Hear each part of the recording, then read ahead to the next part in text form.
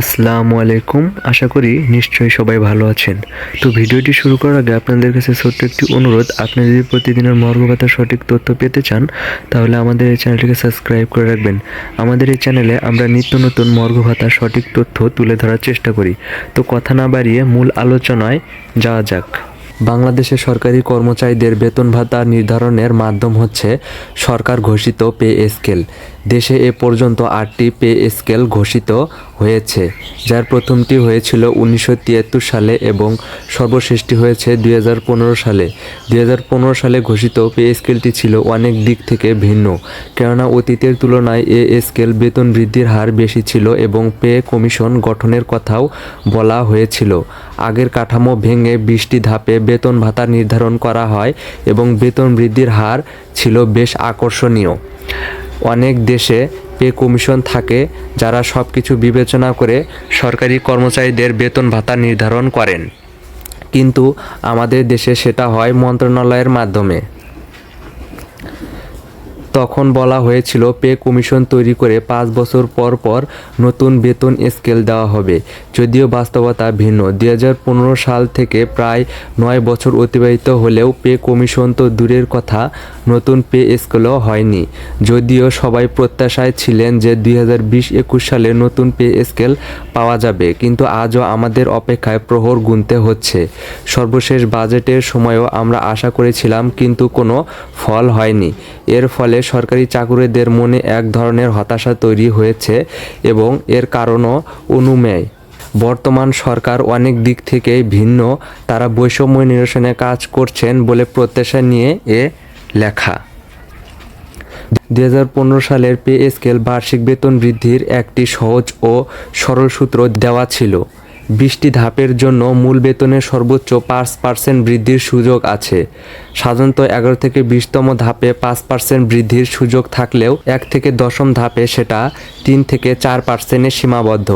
যদিও মূল বেতন বৃদ্ধির সাথে সাথে অন্যান্য সুবিধাও বৃদ্ধি পায়, কিন্তু সেটা যে বিশাল কিছু নয়, গড়ে হয়তো 1 থেকে 5,000 টাকা বৃদ্ধি পায়। অথচ এই সময়ে দৈনন্দিন জীবনের ব্যয় বৃদ্ধি পেয়েছে অনেক বেশি। কোনো জরিপের তথ্য মতে মানুষের আয় বৃদ্ধির হার 4 থেকে 6%, কিন্তু ব্যয় বেড়েছে প্রায় 10% বা এর চেয়েও বেশি। এটা একটা বেসরকারি তথ্য, কিন্তু সার্বিকভাবে যদি অনুসন্ধান করা হয় তাহলে প্রকৃতপক্ষে চিত্র এর চেয়ে খুব বেশি ভিন্ন হবে বলে মনে হয় না। বর্তমানে বাজারের যে পরিস্থিতি, তা অতীতের সব রেকর্ড ভেঙে প্রতিনিয়ত নতুন রেকর্ড তৈরি করছে। নিম্ন ও মধ্যম আয়ের মানুষের জন্য বাজার এখন যে আতঙ্কের নাম, তাদের অবস্থা অত্যন্ত নাজুক। এটা শুধু বর্তমান বাজারের জন্য নয়, বরং কয়েক বছর ধরে আমাদের এভাবে নাকাল হতে হচ্ছে।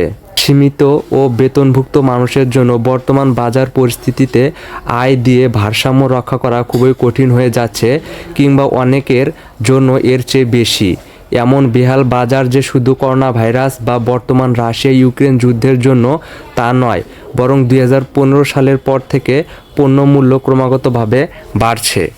প্রতি বছর জীবনযাত্রার ব্যয় বাড়ছে এবং সেটা অনেক ক্ষেত্রে জ্যামিতিক হারে।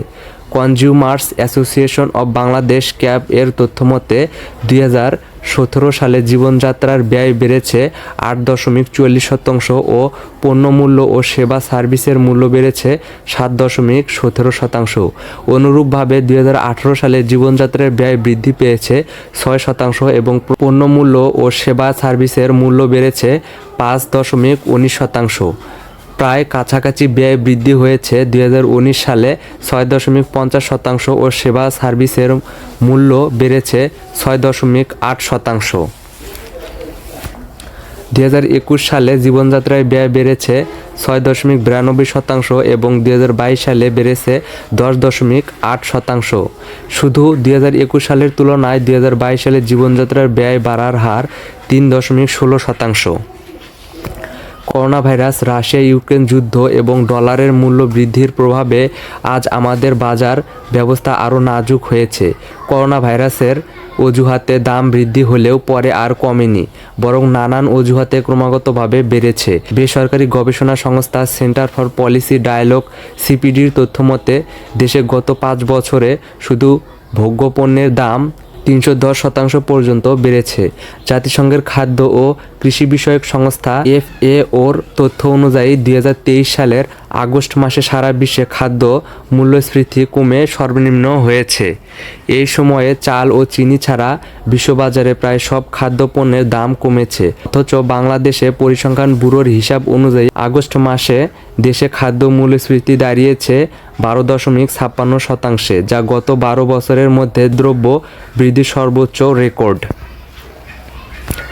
নিত্যপণ্যের সাথে সাথে বেড়েছে শিক্ষা, চিকিৎসা, মোবাইল খরচ, বাসা ভাড়াসহ প্রায় সব কিছু। পেঁয়াজ, মশলাসহ অন্যান্য পণ্যের দাম তো কখনো মাত্রাতিরিক্ত বেড়েছে। এর সাথে জ্বালানি তেলের দামও বৃদ্ধি হয়েছে। গ্যাস, বিদ্যুতের দাম বেড়েছে কয়েক দফা। কোনো কিছুই যেন আমাদের নাগালের মধ্যে নেই। যদি বিগত 5 থেকে 6 বছরের কথা বিবেচনা করা যায় তাহলে দেখা যাচ্ছে অত্যাবশ্যকীয় পণ্য ও সেবা মূল্য বৃদ্ধি হয়েছে প্রায় 50%।